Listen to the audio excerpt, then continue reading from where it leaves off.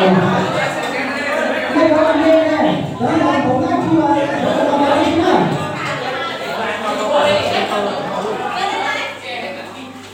rõ hết trai á.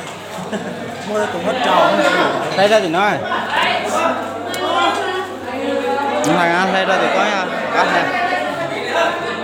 Có này là hết trai đó nha. Chúa. Nó nào lại gần nó chứ. Ra chở đầu chứ.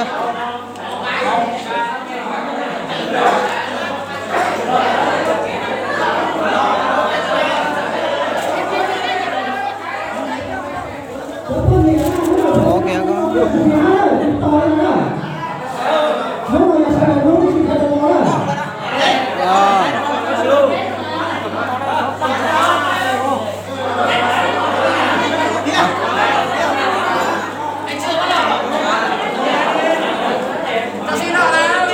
thì đừng có lên ra chỗ này có đấy.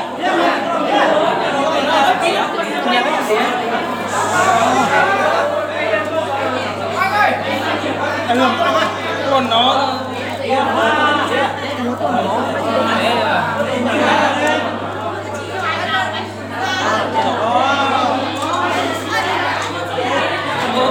Trời vẫn thì vẫn thì nữa. Chỉ cái đó là một cái đâu. Lâu thì giờ sao thì phải yêu lâu thì kịp chứ à. Sót xoáy hậu thế giờ.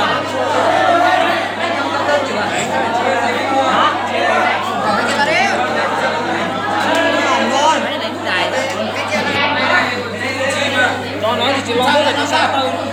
Nó nói bé tụi nó bám vào bé tụi nó thằng không hề biết nổi.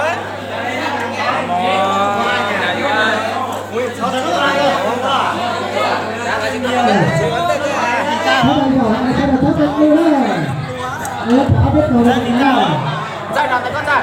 Dạ. Đây cái là Mất rồi á. Sao? Chào các bạn ca. dẫn của nó là. Chào các bạn con, nó xong trao này nè, nó xong trao này Lành cái chưa? trao này á. Sao lành cái chưa? Gì lành cái chưa? Tôi lại cái gì tao hết. Có phát hiện.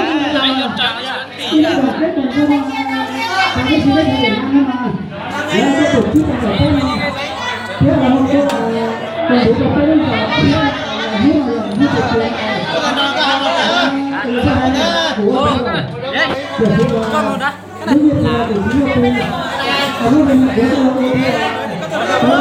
Canh vào lá. Nó chở ra vào lá không?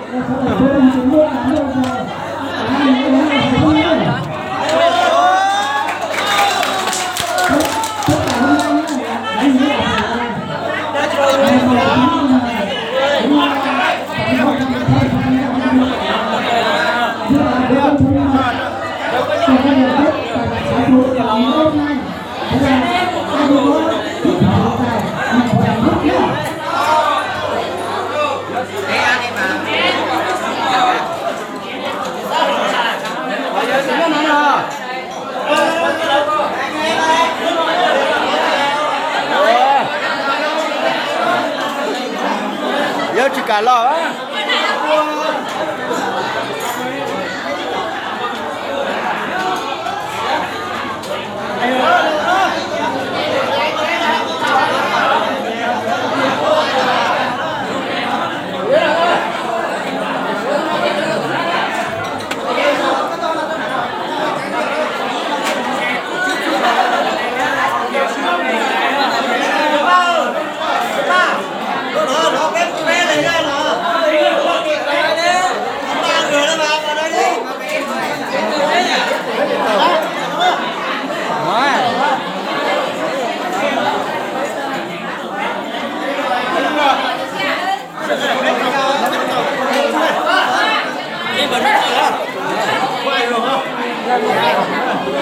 Tôi tưởng nó này là con này hả?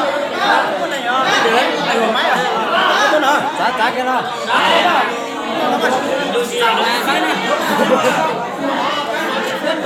Xe rồi đi.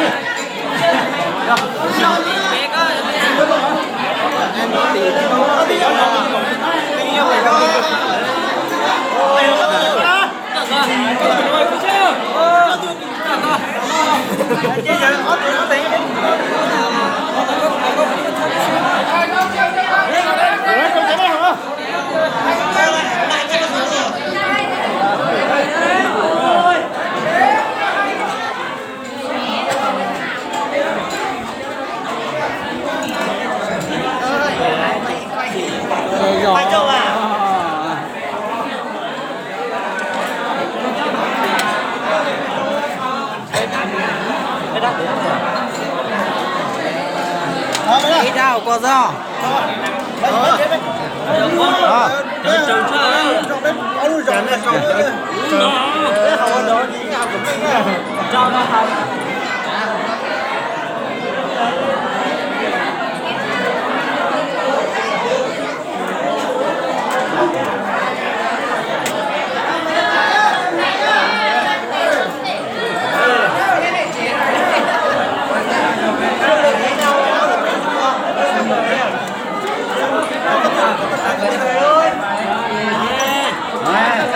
Đủ hết rồi.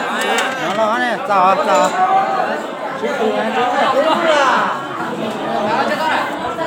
Cái chỉ là nhá. Chuyên điều lối vậy nè tao ta. Phải xe tới cả xe nữa rồi. Ai xe à? Cả xe lo. để sai cái này vâng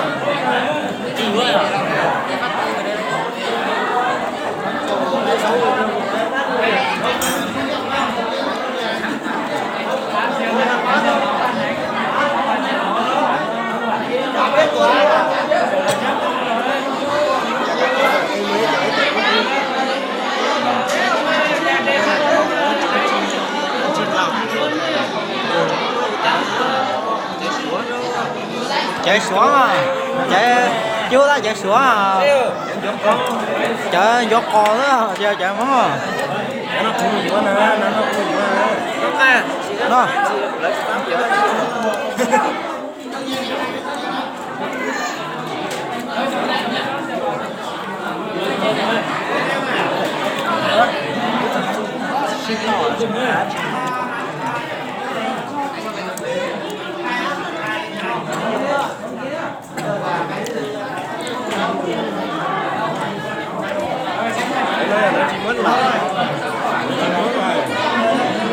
nó tập ra hầu nó này.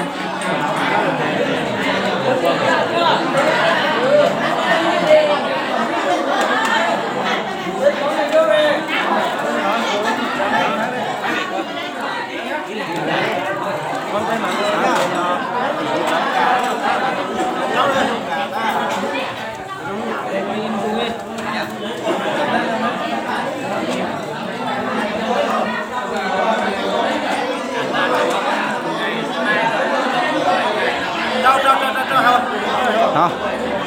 Rồi thì đi lâu.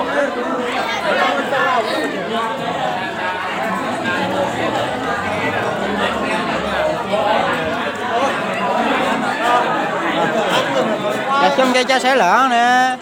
Xanh sẽ xíu.